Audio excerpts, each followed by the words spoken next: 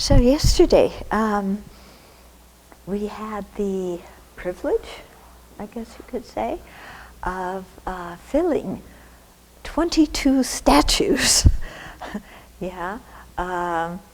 We usually, fill and consecrate statues once a year, but somehow it got delayed for a couple of years, so we had many statues this year. And also we had the very large Kuan Yin statue that came from China. Very large. And so we filled all these statues yesterday. And it's quite a production. It takes many months actually to prepare for this, because you have to roll the zung. Zung is the Tibetan word for these mantra rolls, where we have mantras of different deities and different gurus and so on that are printed out on paper, and then we have to purify our rolling fingers by rolling all the mantras to form these little or big cylinders, and mark the top part of the edge, wrap them in saffron-colored cloth.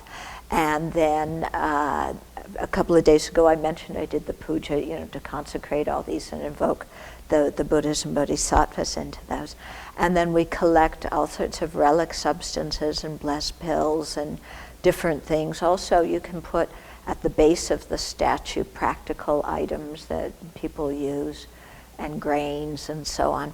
So we had to spend many months making all of these things, and many people from different places helped in the mantra rolling. And then we accumulated everything here, did the puja a few days ago. And then yesterday we had to take the big heavy Kuan Yin statue, turn it upside down, balance it so that not too much pressure was on the head and to strain the neck.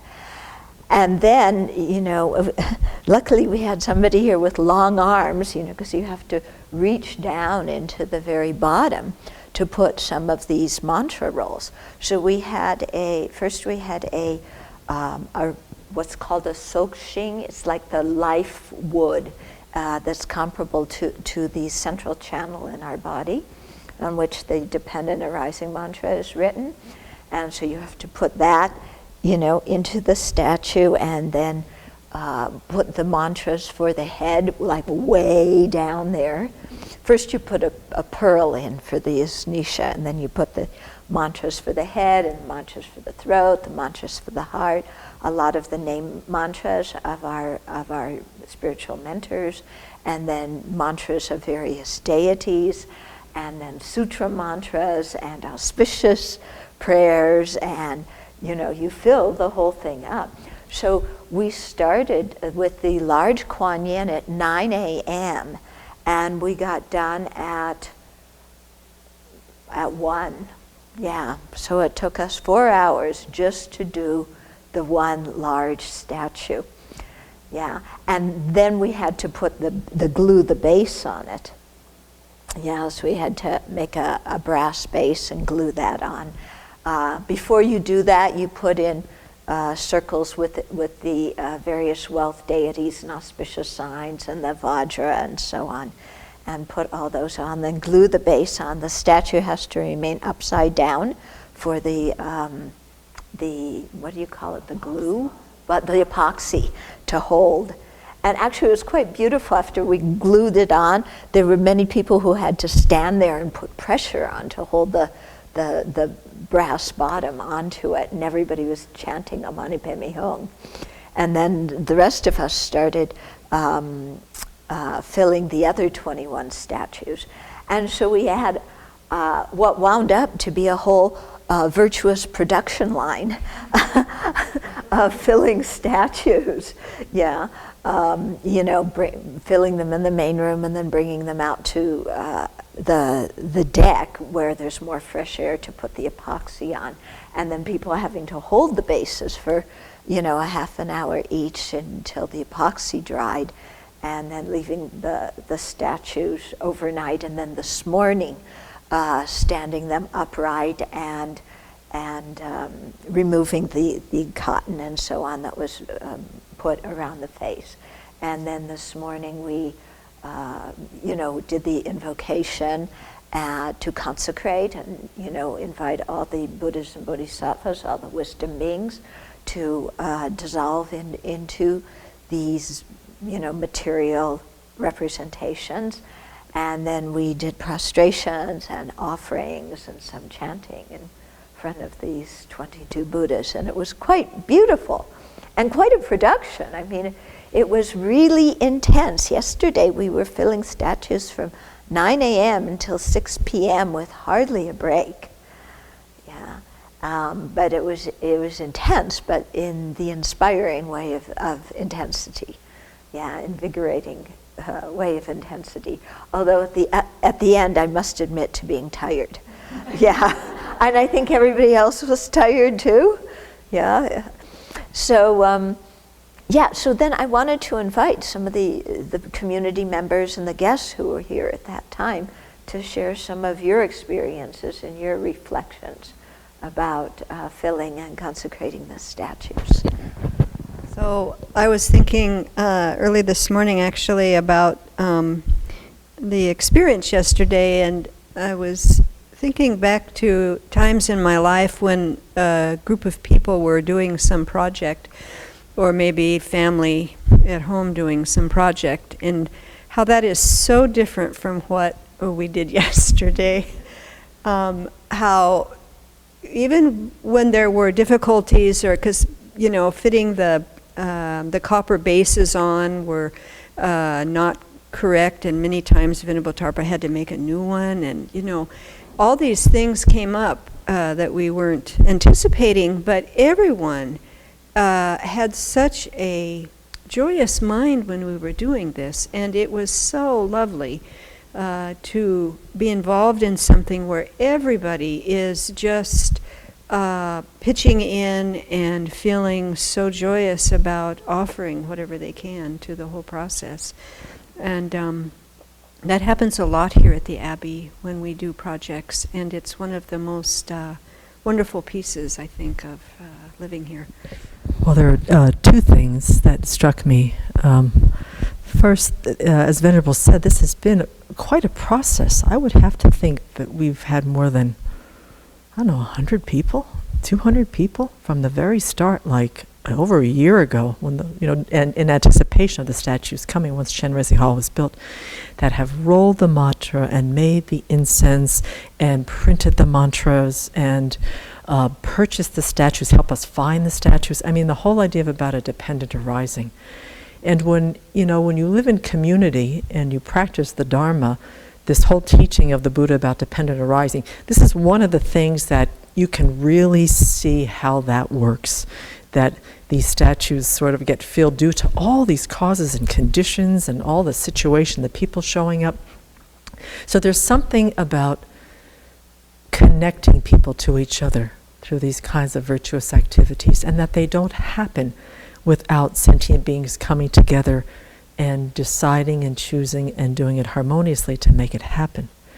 The other piece is that Venerable said last night, and I've been really thinking about this, is that these statues are going to be here long, long, long after this community that's sitting here this morning is long gone.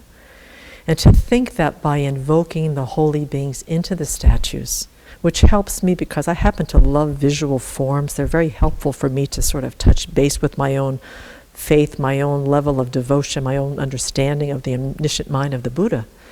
So to know that having them here in our lives, and to know that our continuities are going to go on to some other rebirth, and that the continuity of these statues are going to continue to be here, and that other continuities of other sentient beings are going to come here and be able to look at them and be inspired by them and circumambulate them and look at them on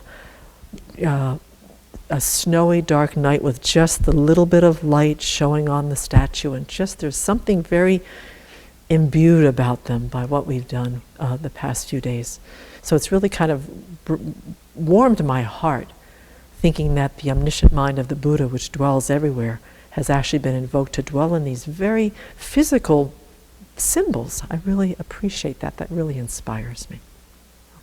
most of it, what I also share, is already shared. But one thing I got a teaching out of the yesterday's event, I mean, many teachings, 2 points I want to mention. One point, what I was reflecting about when we already filled the status for, I think, 6 hours or something, or 5 hours, then I had a feeling of, we still have 15 status in front of us. And I thought, normally I would stop when I, like, in other activities, working in the garden forest or studying or something, I would say, oh no, it's enough, today I will continue. And yesterday I was asking Venerable, do you want to finish it today? And she said, yes, I want to finish it all. And I said, okay. And I was reflecting about, normally, I mean, it was totally manageable, and the motivation, it depends all on the motivation. And I reflected upon my own, like when I study and I'm too exhausted to continue, and tell myself, okay, I will study tomorrow, finish it.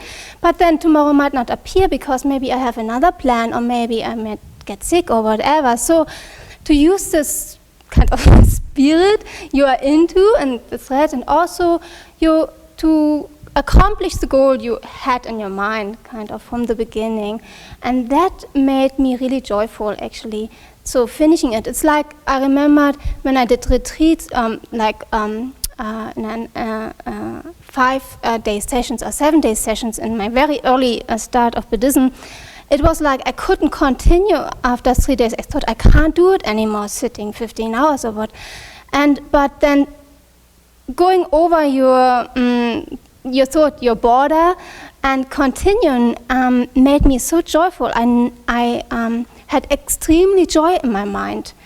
And so that is what I learned from. And the other part is filling the status. It's a whole dependent arising, as some of you said, but the filling it with Dharma, that is like a symbol, like filling ourselves with Dharma. We need a lot of preparation. So rolling mantras and creating virtue, and coming to an abbey, starting with that, or coming to a monastery or whatever, and having the right motivation. And that is so how we do it with ourselves. So we have to go step by step, and then we will become a Buddha soon. This is my first time ever being in community, a monastic community, and I got a chance to just be thrown into a very, very special process yesterday.